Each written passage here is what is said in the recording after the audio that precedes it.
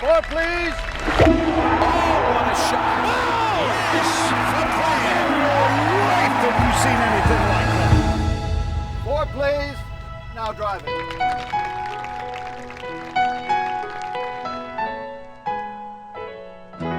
Hello, everyone. Welcome to Fore Please, Now Driving, the official Masters podcast. I'm your host, Marty Smith from ESPN. Saturday is moving day at the Masters, and names moved all over the leaderboard in extremely difficult course conditions and pin placements that ultimately saw 2022 Masters champion and overwhelming tournament favorite Scottie Scheffler emerge atop the board. Now up ahead on the green, Scottie Scheffler can make some noise here. This is for eagle. You want noise? You got it! Don't often see that kind of emotion out of Scottie Scheffler. No, the rare triple fist pump. After a double bogey at 10 and another bogey at 11, Scheffler eagled 13 with a beautiful putt. His celebratory fist pump afterward revealed emotion rarely seen from the ultra-composed Texan, and the throngs of patrons around him roared their appreciation. Scheffler then birdied the 15th and the 18th to move into the solo lead entering Sunday's final round. He said the effort on 13 and 15 was critical. Yeah, I would say extremely important. That's why I think you saw a bit of emotion there for me on 13, because that was, an important time in the tournament, and it was nice kind of turning my Saturday around, and I felt like I didn't take advantage of the 2 par 5s on the front, so it was nice to get a few shots back there on the back nine. 2 years ago, when Scheffler was in this exact position, he said he slept really well, but Sunday morning was an emotional roller coaster as he and his wife Meredith realized their lives would never be the same again. Going into Sunday, I think Meredith and I were just a little bit emotional about what was going on at the time, because our lives were changing at a very rapid pace. And I think now we've settled into a little bit more of where our lives are at. And right now, the most exciting thing for us is not winning the Masters. It's a baby coming here pretty soon. And so things are a lot different now, and I feel like we've both matured. But I think a lot of that emotion from Sunday morning a few years ago was more about just how quickly our life was changing, and it was more of a, are we ready for this type of thing? And that's when Mayor gave me that nice speech, and here we are. He's got the Open, he's got the PGA, now he could get a green jacket. Just behind Scheffler is two-time major champion Collin Morikawa, who entered Saturday at 3 under par, then opened the third round with a barrage of birdies on the first 3 holes. What a start. He's lacked form of recent. Good week to change. Ultimately, Morikawa posted a 3 under par 69 to climb into solo second at 6 under par for the tournament. He has no fear visioning himself wearing the green jacket. It always crosses your mind. If it doesn't cross your mind, I don't know what the hell your mind's thinking about. We're here on a Saturday night and I'm one back, so I'm very excited about tomorrow. Another player squarely in the hunt is Max Homa. His steady play leaves him in solo third, 2 shots behind Scheffler. On Saturday, he carded 17 pars and a bogey. His last birdie in the 88th Masters was the 4th hole of the second round.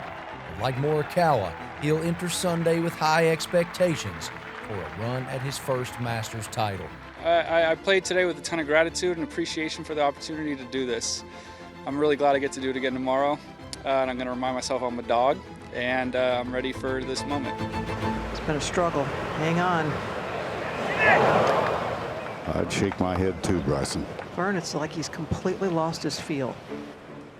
While those two made a run to the top of the leaderboard, Bryson DeChambeau had an up-and-down day that ended at 3 over par, and he stands 5th overall entering Sunday. DeChambeau ended his round with a thrilling hole-out birdie at the 18th. That might help. That might help! Oh, can you believe it? Tiger Woods had a miserable day. His 10 over 82 is the worst major championship round of his career in 335 total rounds. Afterward, he was tired and frustrated, but determined to show up Sunday and grind. I didn't have a very good warm-up session, and I kept it going all day today. Just hit the ball in all the places that I know I shouldn't hit it. and easy makeable putts. I missed a lot of them. Tournament leaders Scotty Scheffler and Colin Morikawa will tee off Sunday at 2:35 Eastern, while Max Homa and Ludwig Åberg tee off at 2:25. Bryson DeChambeau and Xander Schauffele at 2:15. Pleasure to be joined by BBC golf commentator Andrew Cotter. You've been here all week. You've seen how this tournament has unfolded. So the third round was interesting. The course was brutal on these guys. I spoke to a few of the players afterwards, and every one of them was saying this is as difficult as they have seen it. You know, I'm talking about sort of 15-year veterans of playing in the Masters. I loved it. Maybe I'm slightly masochistic. I mean, I think I am. But what you want is the perfect Masters setup is for it to be difficult, boom, then release them on the Sunday. And you get I think you still had enough of the roars, though, the famous roars, the birdies and the eagles, Scheffler with his eagle and Bryson DeChambeau finishing like that. So you had enough of the noise around the course. I was here in 2007 when it was cold and it's hard. And Zach Johnson won. But then it felt then, because of the conditions, and it felt a bit more sort of US Open-y. Whereas I think what they want to the Masters is, tough, challenging, but those exciting moments as well. And we had enough of those. I think we're going to see more of that, at least with the greens on Sunday. They're going to be really crisp. But these guys enjoy the challenge. It's the ultimate achievement in the sport. Well, some of them do. And those who embrace it, do well. Others don't. I was speaking to Tyrrell Hatton, and Tyrrell Hatton gets frustrated on the course. It's actually, he shows his frustration a bit more than it's a release for him. Boom, he's gone. He's said whatever he's said on the fairways, and it's gone. But he has never really enjoyed the challenge of playing Augusta because he thinks it's borderline unfair. But it can't be unfair. The world number one's at the top. The cream always rises to the top. So those who understand that the challenge is going to really annoy you, really perplex you, just cause you all sorts of consternation, those who embrace that do well at Augusta. Scotty Scheffler, you mentioned a moment ago, he bogeys 10 or double bogeys 10, bogeys 11, and then eagles 13, birdies 15, birdies 18. What a tremendous rally in a moment at 10 and 11 that would have derailed a lesser emotional That's type why of athlete. he's not quite got the same sort of steely, hard mentality as Tiger Woods, but he's got the same sort of cool, calm equilibrium. And that, again, is what you need round Augusta. And Scotty Scheffler, he strikes me as just one of the nicest guys out there, but he has the mentality, and he's a man of, we don't talk about it in sports too much because it's almost a sort of taboo subject, but a man of that faith. Well, if you're sort of handing it on to a higher power, that is a great way to play golf, because you kind of, what will be, will be. And so if good things happen, great. If bad things happen, well, that's fine. It's going to play out the way it's supposed to be. So that is a perfect mentality for golf. And Scheffler, with that mentality and with that skill, then that's why he's the man to beat. However, there were a couple of signs of fragility in his putting again today. So that will give succor and a bit of support to the other players who are chasing. And there's some big names close at hand. Yeah, Colin Morikawa a shot back, Max Homa 2 shots back, both of whom said after their rounds they're fearless to vision themselves wearing the green jacket. That's it. Morikawa is one who fascinates me, and I think he would not spook Scheffler, because we've just talked about how calm he is in all sorts of situations, but he would be aware that Morikawa, at his best, 2020, 2021 Colin Morikawa is one of the big beasts, and he is one who could certainly get it done. And when he's coming down the stretch in a major on a Sunday, he would not be afraid of it. Now, he's got rid of his back issues. He's changed his coach to an English guy, actually, Mark Blackburn, who coaches Max Homa as well. So Mark Blackburn's doing all right this week. But Morikawa seems to be very close to that player of 2020, 2021 again. And that is something for other players to take note of. He said after his round today that he's been chasing it since 2022. Yeah. I mean, again, Morikawa, I think with the back issue as well, you think you've recovered from a back problem is for a golfer is bad, and it's going to affect your confidence. And even when you've recovered from it, I think you're always aware of it, and so your swing might be compromised slightly. But again, he seems to be, just looking at the way he's swinging and the way he's putting, which was always a little bit of a bit like Scheffler, a little bit of an Achilles heel for Morikawa. With the way he's putting at the moment, I think he could present a great challenge. But that second last group out, though, of Homa and Ludwig Aubert, I mean, Aubert, not just his first Masters, his first major, which is extraordinary, but perhaps not when you consider his talent. But I think the thing that stands him in good stead, and perhaps Max Homa as well, is the Ryder Cup. Because Homa was fantastic in Rome. Ludwig Aubert was great in a European victory. And playing in the Ryder Cup where the pressure is extraordinary, that will prepare you for... I mean, it's different. It's a different kind of thing. Because you're playing for yourself and the Masters is special. But it will prepare you a little bit for it. Oberg was interesting to watch on Saturday because so many times, regardless of the outcome of the shot, he was smiling. Yeah. It was like he was almost able to live in the moment, which is so hard to do with this level of pressure. Well, I mean, we've talked about players like Tyrrell Hatton or someone like Rory McIlroy. You can see he wants it so much. And it's a very easy thing to say, for us to say, I wish he'd just enjoy it, enjoy his talent and embrace it all. But of course, he's living his career and the frustration of not winning a major for so long.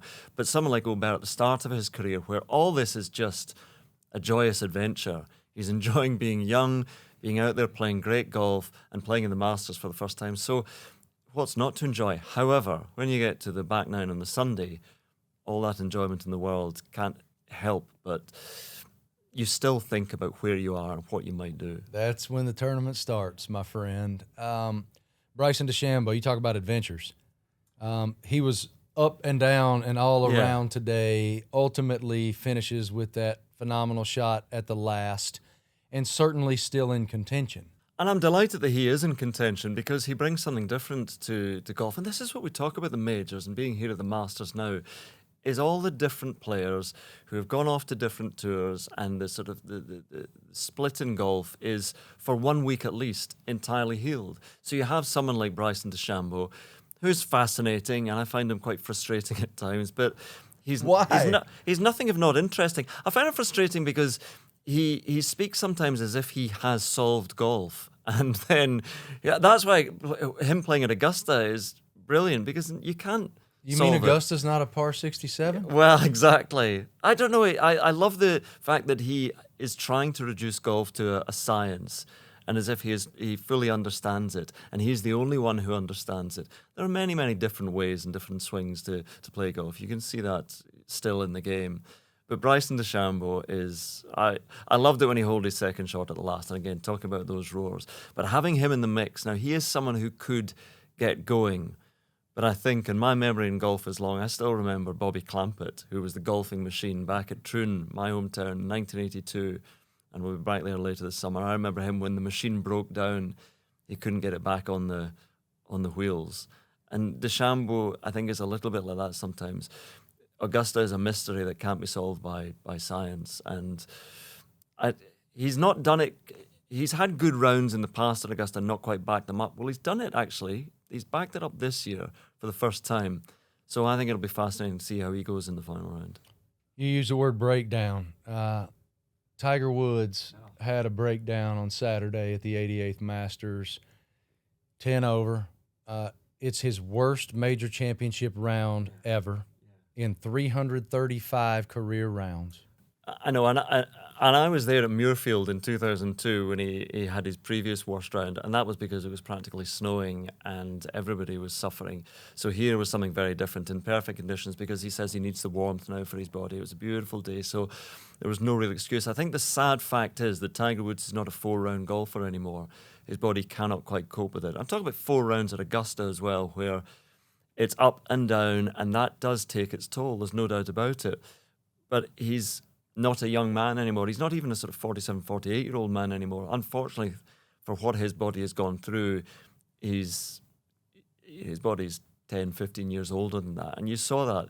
I loved watching him in the first 2 rounds, because his craft in working his way around this place was just something to behold. And making the cut and taking that consecutive cut record from Player and Freddie Couples, that's a great achievement. Well, another achievement to add to his long list of achievements. I just wish he could still contend. And I think he still deep down believes he can, but I'm not sure he can anymore. Nice touch that he'll be playing with Neil Shipley, and the only amateur to make the cut in the final round. And I'm sure he will play that final round. But it's just there's a sort of joy and then a sadness watching Tiger Woods, because the joy of our memories of watching him at his very best, and then the sadness of the realization of the passing of the years and the injuries that have taken their toll. But he still draws them in like nobody else. All right, I'll let you run after you tell me what you expect on Sunday and tell me who you believe is going to win the 88th Masters. Okay, so I expect an early bolter. Look maybe to the McIlroy, Joaquin Niemann group. Someone in that group will shoot a 65 and people will get excited for a while. There will be a couple of other bolters as well that will just give the later starters pause for thought. They'll hear those roars as they're warming up or as they're walking to the first tee or as they're playing the front nine, and they'll know that people are coming for them. But I can't see it being a winner from outside those last two groups. I hope that somebody of Homa and Ober makes a bit of a move as well. And I think them playing together, that's quite comfortable for them, because you wouldn't be intimidated. Neither of them would be intimidated by the other. But Scheffler, you can't look past Scotty Scheffler, really. All right. Appreciate it, man. Thank you so much for your Cheers. insight, Andrew. Great to talk to you. Professional athletes of all types admire the work ethic and competitive stamina that define Tiger Woods' legacy. One of those is Kirk Cousins. Cousins is a 12-year NFL veteran who this season leaves Minnesota and moves to Georgia to quarterback the Atlanta Falcons. But he will find his way back to the Gopher State often to visit his golf course. Yes, he owns a golf course. Kirk Cousins is the newly minted quarterback for the Atlanta Falcons. We'll get to that in a minute. First, I know you're a Masters veteran. How do you describe the Masters experience? It's difficult to articulate, Marty, but it's special. It's one of one. It's kind of a rite of passage. Being from the Midwest, when it came on every spring, it was the sign that winter was behind us up north and golf season was upon us, spring was coming. So it's always been a special thing for me and my family. My wife's from Atlanta, so being able to get down here every now and then, get over here to the tournament has been a lot of fun for us. There are so many rich traditions here at Augusta National. Which one's the most meaningful to you? I mean, I love it all. I love referring to the fans as patrons. I love the pricing on all the food being so affordable for people. I love the caddy jumpsuits. I love just the respect that the pros give it. The quality, the excellence. I mean, you just don't see a pine cone anywhere. There's pine trees, and you don't see pine cones because they keep it so excellent. So, I just love it all, and love coming every year. No pine cones, not a squirrel anywhere, which is the great mystery here. In your farewell address to the fans in Minnesota, it sure did look like Amen Corner was hanging behind you on the wall. That's exactly right. What's the significance of that photo? Yeah, that was a painting that my wife's uncle had, and he was moving out of his house, and he texted me because he knew I loved Augusta, and he said, would you want to have this? I said, absolutely. And so when we moved into our house here in Atlanta, we had a little room that we kind of painted the walls forest green, has that grass color, and we had that painting hung up, and we have a bunch of other photos around the room from some of my golf trips, and so that kind of became my golf room, if you will, my office, and it's a good place to be. It's fun to have that on the wall. Troy Aikman told me a couple days ago that quarterbacks play a lot of golf. Yes. What type of release is that for you guys with all that you have to manage in the position you play and the spotlight that comes with it? That's exactly what it is. It's really an escape for me. People ask me, hey, do you love to compete on the golf course? And I say, when I retire, yes, that will be my competitive outlet. But while I'm still playing, honestly, it's the opposite. I just want to have a good 4-hour walk with 3 other people, build relationships and get to do something athletic while we do it. But for me, it is an escape from the rest of life. And that's why I love going to a place like this where it truly feels like you've left the normal world and entered a different space. And any golf course that can create that, I think, is doing it right. I feel like there are so many similarities between the quarterback position specifically and what these guys do on a stage like the Masters and on many levels. What similarities do you see? Well, I think we understand that certainly the physical has to be there. We got to be great at what we're doing physically, but honestly, to truly win and to have great success over a long period of time, it really isn't the physical. It's the mental, it's the emotional, it's a maturity you have to handle adversity, to handle rough patches, and to keep going and believe that tough times don't last, but tough people do. And so I do think the game between the ears as a golfer and as a quarterback is as big a game as any you'll have to fight. You have any buddies out here? We do. We roll pretty deep today, so I've got some high school friends, and my brother and my brother-in-law, we all rolled over from Atlanta, and we're making a weekend of it and having a great time. How about the players? You got some friends playing? Oh, yeah. Actually, our kids go to preschool or have gone to preschool in past years with Danny Willett's kids. And so I do tend to root for the American guys, but with the Willets, I that's my exception. So haven't crossed paths with too many other pro players, but certainly have a lot of respect for so many of them. And a guy like Scotty Scheffler, just seems like a tremendous person. And so I enjoy following so many of them. He's his amazing perspective and example belie his youth. Yeah, right. He's just has such tremendous perspective on positioning his sport and his career in the right places. I admire that so much. What inspired you to purchase a golf course?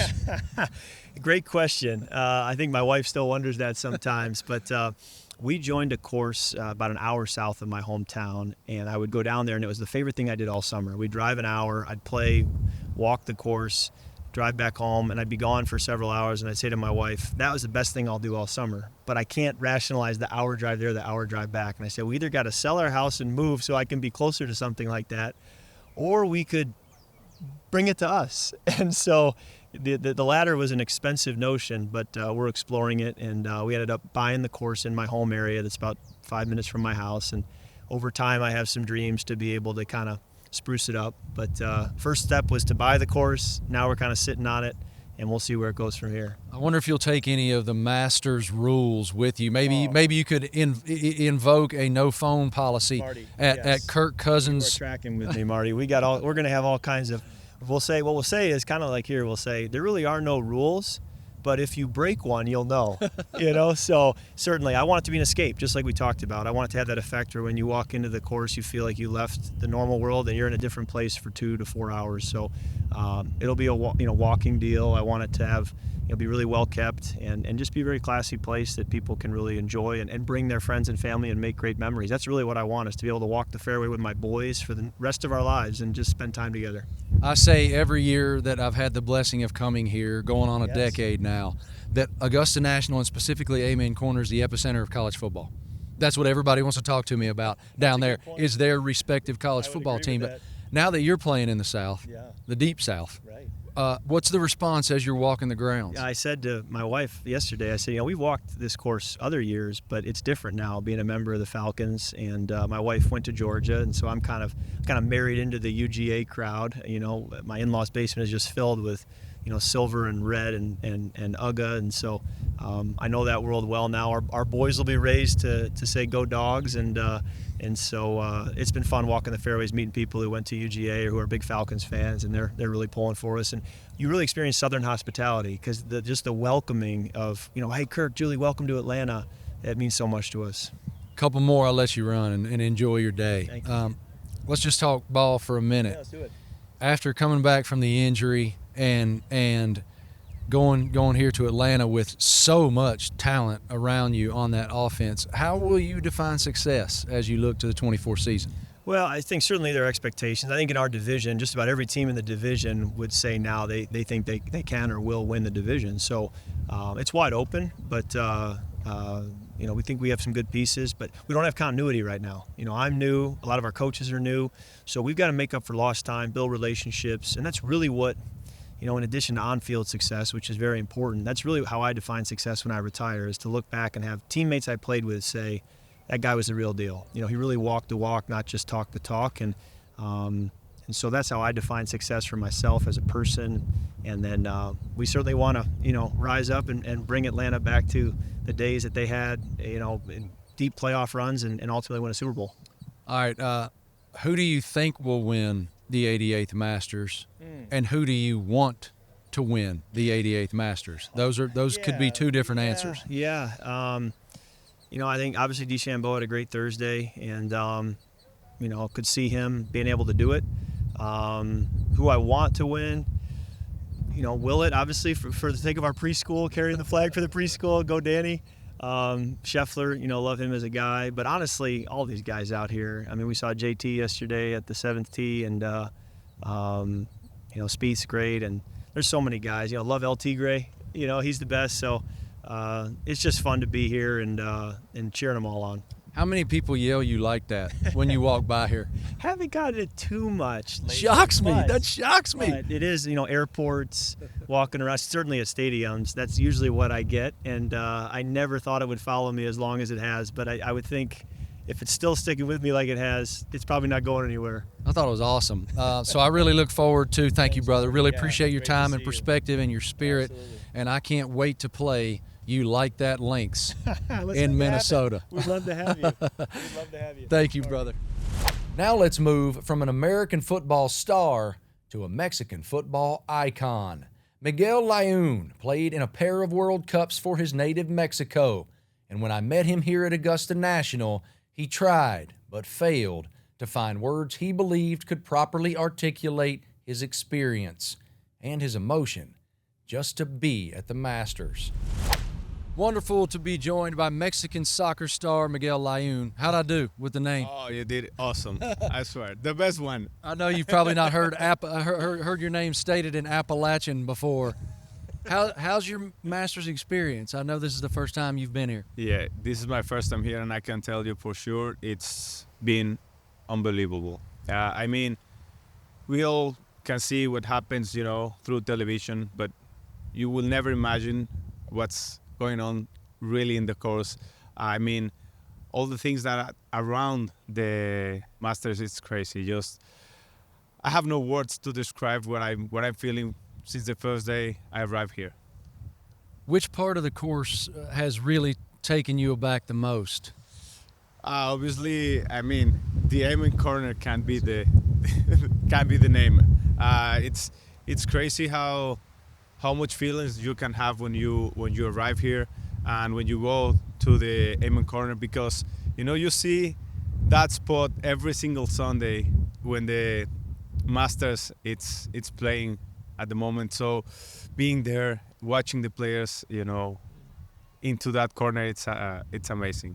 You're somebody who played in a couple World Cups, so you know the biggest stage. Yeah. You know all that comes with the biggest stage. That's extra media. Yeah. It's more friends that you didn't know you had. Absolutely. It's all family wanting to be there and see you perform, all of those things, maybe more sponsor engagements. How do you compartmentalize when you're on the biggest stage to make sure that you're focused on the job at hand like these guys are this week? I mean, that's the most difficult thing when you are this kind of athletes. When you have these competitions, everybody's around you for some reason. I mean, you said it before, and that's right. You have friends that you never met asking for tickets. You have people that want to, be around you for some reason that you don't even know. The most important is the people around you that are, the real close one. Your parents, your wife, or your girlfriend, whatever you have. That's the person that is most important at that moment, because they help you, to control everything else.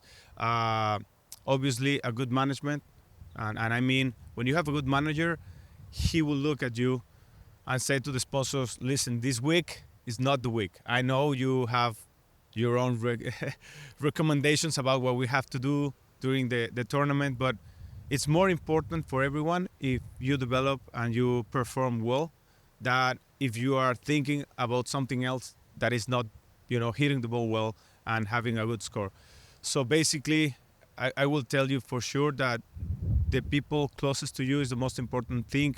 Keep it circle really small, really tight, so you can be shoulder to shoulder to everyone who will help you to improve better and perform better during the tournament. How's your golf game? I'm a 7 handicap, so I can play. Athlete, my friends. Okay, so if you love the game that much and obviously play it quite a bit if you're a 7, what kind of release is it from the daily grind of your life to be able to go out on the golf course and focus on that? I said a couple of times when I was a professional soccer player, it was crazy. When I felt pressure, when I felt overwhelmed, when I had bad feelings about something, I just wanted to go to the golf course.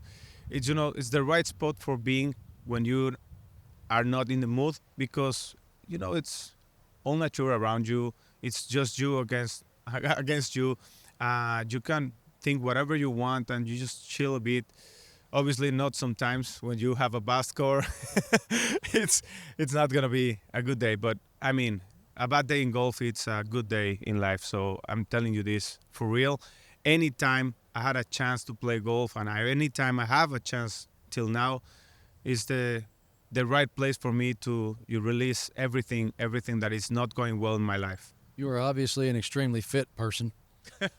Have you gone to the concession stand and sampled the pimento cheese sandwich yet? Oh, I mean, I tried every single sandwich. For being honest, I couldn't wait. The pimento was really good. We tried the ham and cheese. It's nice also.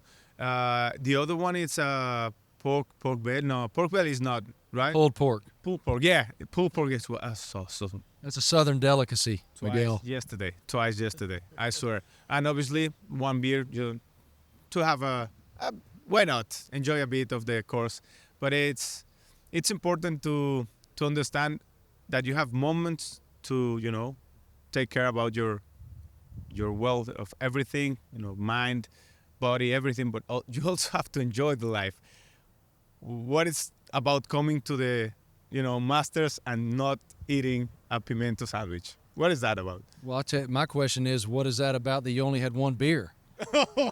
We got to do a better job. Yeah, that's right. If you come with me, maybe I can drink a bit more. But we have to be.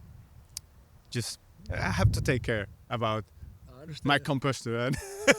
So what you're telling me is you and I are going to meet at Amen Corner tomorrow afternoon and have a cold beer. Why tomorrow? Why not today? Okay, fine. In 5 minutes, when we finish this interview, we'll go straight to Amen Corner. I love it. All right, I'll let you run on this. First of all, do you have any friends by chance who are playing? Do you know any of the guys? Okay. Obviously, Santiago, who is Mexican, but is not a closest friend. But no. Actual friend's not here. He's a great young man, by the way. He's had a tough tournament so far, but he's a great young man. All right, there's who you think is going to win, and then there's who you want to win. What are those answers?